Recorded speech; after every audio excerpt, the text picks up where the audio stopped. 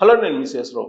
Mega brothers కాదు Konidela brothers వీళ్ళ గురించి ఇటీవల కాలంలో వస్తున్నటువంటి రాజకీయ ప్రచారాన్ని కనుక మనం పరిగణలోకి తీసుకుంటే అసలు ఆ ఊహాగానాలే హద్దులు దాటిపోతున్నాయని చెప్పొచ్చు మనం. ఎందుకనంటే బాగా గత 4 రోజుల నుంచి సోషల్ మీడియాలో వైరల్ అవుతున్నటువంటి న్యూస్ ఏంటంటే కాబోయేటువంటి ఉపరాష్ట్రపతి చిరంజీవి అనేది చాలా బలంగా జనసేన పార్టీలో ఉండేటువంటి కొన్ని వర్గాలు వినిపిస్తుంటే దాన్ని క్యారీ చేస్తూ ఆ పార్టీకి సంబంధించిన సానుభూతి మీడియా, ఆ పార్టీకి సంబంధించినటువంటి సోషల్ మీడియా విస్తృతంగా ప్రచారం చేస్తుంది. మరి చిరంజీవి అసలు రాజకీయాలకే దూరంగా ఉన్నారు. ఆయనకి జీవితకాల సభ్యత్వం కాంగ్రెస్ పార్టీలో ఉంది. సభ్యత్వాన్ని ఇంకా ఆయన ఉపసంహరించుకోలేదు. ఇప్పటికీ కూడా కాంగ్రెస్ పార్టీ లీడరే అని చెప్పేసి నేను చెప్పడం కాదు, తెలంగాణ ముఖ్యమంత్రి రేవంత్ రెడ్డి గారే చెప్పారు అనేక సందర్భాల్లో. మరి కాంగ్రెస్ పార్టీలో ఉన్నటువంటి చిరంజీవికి ఉపరాష్ట్రపతి పదవి ఎలా ఇస్తారు?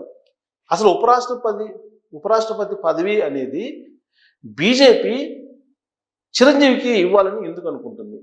ఇది కేవలం ఊహాగానమైన గాసిప్పా? అసలు నిజంగానే అలాంటి ప్రతిపాదన ఉందా అని అంటే కొంతమంది ఏమంటారంటే నిప్పు లేనిది పొగరాదు కదా, చిరంజీవిని అణువున దగ్గర చేర్చుకుంటున్నారు కదా బీజేపీ పెద్దలు, కాబట్టి అది సాధ్యం కావచ్చు అని అంటున్నారు. టీజీ వెంకటేష్ ఏం చెప్తున్నారు ఈ మధ్యకాలంలో? తెలుగుదేశం పార్టీకి సంబంధించినటువంటి లీడరు, బీజేపీ వాళ్ళు చిరంజీవిని దగ్గర తీసుకునే ప్రయత్నం చేస్తున్నారు, చాలా ఇంపార్టెన్స్ ఇస్తున్నారు చిరంజీవికి, అది మాత్రం వాస్తవం. అయితే ఆ ఇంపార్టెన్స్ ఏ స్థాయిలో ఉంటుందని చెప్పలేను, బట్ బీజేపీ వాళ్ళు మాత్రం చిరంజీవికి ఒక పెద్ద ప్రాధాన్యత ఇస్తున్నారు అనేది ఆయన చెప్తున్నారు. అలాగే కిషన్ రెడ్డి, బండి సంజయ్ లాంటి వాళ్ళు కూడా చెప్తున్నారు చిరంజీవి విషయంలో. మరి చిరంజీవిని బీజేపీలోకి తీసుకొని ఉపరాష్ట్రపతి లాంటి ఉన్నతమైనటువంటి రాజ్యాంగబద్ధమైనటువంటి పదవిని ఇస్తారా? మరి చిరంజీవి కన్నా కూడా బీజేపీలో పనిచేసినటువంటి సుదీర్ఘమైనటువంటి ప్రయాణం చేసినటువంటి అనుభవమైనటువంటి రాజకీయ నాయకులు లేరా? బీజేపీ ఆ పని చేస్తుందా అని అంటే ఎట్టి పరిస్థితుల్లో బీజేపీ ఉపరాష్ట్రపతి విషయంలో కానీ రాష్ట్రపతి విషయంలో కానీ వాళ్ళ భావజాలాన్ని పుణికిపుచ్చుకున్నటువంటి వాళ్ళకే ఇస్తారు అనేది 2014 నుంచి ఇప్పటి వరకు జరిగిన నియామకాలని రాష్ట్రపతులు కానీ ఉపరాష్ట్రపతులు కానీ తీసుకుంటే మనకి స్పష్టంగా అర్థమవుతుంది. చిరంజీవి బ్యాక్గ్రౌండ్ తీసుకుంటే కనుక చిరంజీవి ప్రజారాజ్యం పార్టీని పెట్టారు. ఆయన 2009 ఎన్నికల్లో ఆ పార్టీ తరఫు నుంచి 18 మంది ఎమ్మెల్యేలు గెలుచుకున్నారు. గెలుచుకొని ఎక్కడ మెర్జ్ చేశారు? బీజేపీకి బద్ధశత్రుడుగా ఉన్నటువంటి కాంగ్రెస్ పార్టీలో మెర్జ్ చేశారు. ఆ తర్వాత చిరంజీవి కేంద్ర మంత్రి పదవి ఎక్కడ చేశారు? యూపీఏ ప్రభుత్వం ఉన్నప్పుడు చేశారు. అంటే కాంగ్రెస్ ప్రభుత్వం ఉన్నప్పుడు ఆయన కేంద్ర మంత్రి పదవిని నిర్వహించారు. మరి అలాంటి చిరంజీవికి బీజేపీ ఒకేసారి రాజ్యాంగబద్ధమైనటువంటి అత్యున్నతమైనటువంటి పదవి ఉపరాష్ట్రపతి అనేది ఇస్తుందా, ఇచ్చే అవకాశం ఉందా అనేటువంటి ప్రశ్న వేసుకుంటే సోషల్ మీడియాలో వస్తున్నటువంటి న్యూస్ ఎంతవరకు కరెక్ట్ అనేది ఒక అంచనాకి మీరు రావచ్చు.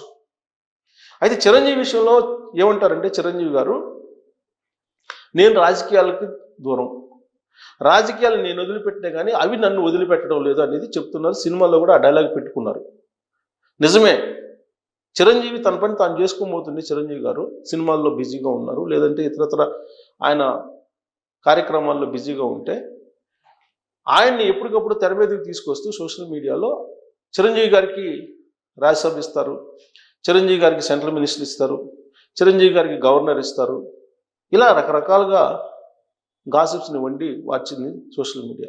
ఇప్పుడు తాజాగా ఉపరాష్ట్రపతి అనే దానికి చిరంజీవిని ఎంపిక చేయబోతున్నారు అనేది ఒక పెద్ద న్యూస్ కింద సోషల్ మీడియాలో వైరల్ చేస్తున్నారు. మరి చిరంజీవి గారిని కనుక ఉపరాష్ట్రపతిని చేస్తే మరి పవన్ కళ్యాణ్ గారి పరిస్థితి ఏంటి? పవన్ కళ్యాణ్ గారికి డిప్యూటీ సీఎం పదవేనా?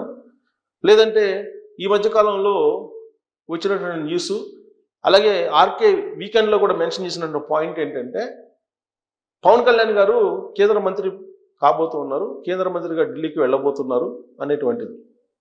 మరి కేంద్ర మంత్రిగా ఢిల్లీకి వెళ్ళాలి అంటే అక్కడ రాజ్యసభ లేదంటే డైరెక్ట్గా ఎలక్షన్లో ఎంపీగానే పోటీ చేయాలి. మరి రాజ్యసభ ఇచ్చి కేంద్ర మంత్రిగా తీసుకోవాల్సిన అవసరం బీజేపీకి ఇప్పుడు ఏమొచ్చింది? ఇప్పుడు ఆ అవసరం ఉందా అని అంటే దానికి జవాబు ఏంటంటే బీజేపీ వాళ్ళు దగ్గర తీసుకుంటున్నారు పవన్ కళ్యాణ్ గారిని. పవన్ కళ్యాణ్ గారు బలోపేతం అయితే బీజేపీ కూడా బలోపేతం అవుతుంది. ఒక వ్యూహాత్మకంగానే బీజేపీ పవన్ కళ్యాణ్ గారిని రాజకీయంగా ఒక అత్యున్నత స్థానానికి తీసుకెళ్లాలని ప్రయత్నం చేస్తుంది. అందుకే ఆయన జాతీయ స్థాయిలో ఉపయోగించుకోవడానికి, ఆయన గ్లామర్ని జాతీయ స్థాయిలో ఆయన్ని ప్రచారం చేయించడానికి బీజేపీ వాళ్ళు కేంద్ర మంత్రి పదవిని ఆయనకి అప్పజెప్పబోతున్నారు అనేది ఒక వాదన వినిపిస్తున్నారు. ఇటీవల కాలంలో మహారాష్ట్రలో జరిగిన ఎన్నికల్లో ఆయన వెళ్ళాడు కాబట్టే అక్కడ బీజేపీ అప్రతిహతంగా గెలిచింది. కాబట్టి జాతీయ స్థాయిలో జాతీయ లీడర్గా పవన్ కళ్యాణ్ గారిని తీర్చిదిద్దడానికి బీజేపీ చేస్తున్న ప్రయత్నాల్లో భాగంగా కేంద్ర మంత్రిగా ఆయన్ని తీసుకెళ్లేటువంటి అవకాశం ఉంది. అందుకే నాగబాబు గారిని రాష్ట్రంలో క్యాబినెట్లోకి తీసుకునే అవకాశం ఉంది.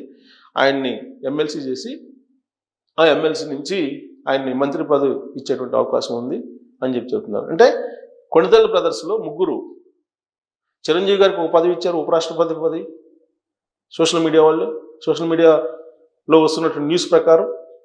అలాగే పవన్ కళ్యాణ్ గారికి కేంద్ర మంత్రి పదవి ఇచ్చేశారు, నాగబాబు గారికి రాష్ట్ర మంత్రి పదవి ఇచ్చేశారు.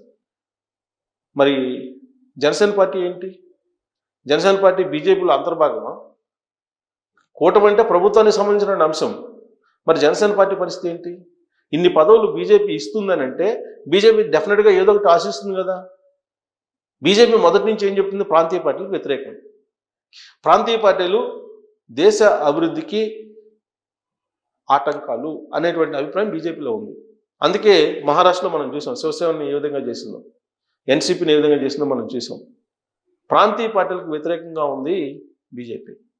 జమిలీ ఎన్నికల వ్యూహం కూడా ప్రాంతీయ పార్టీలు దెబ్బతీయటానికి అనేటువంటి మరొక అభిప్రాయం కూడా ఉంది.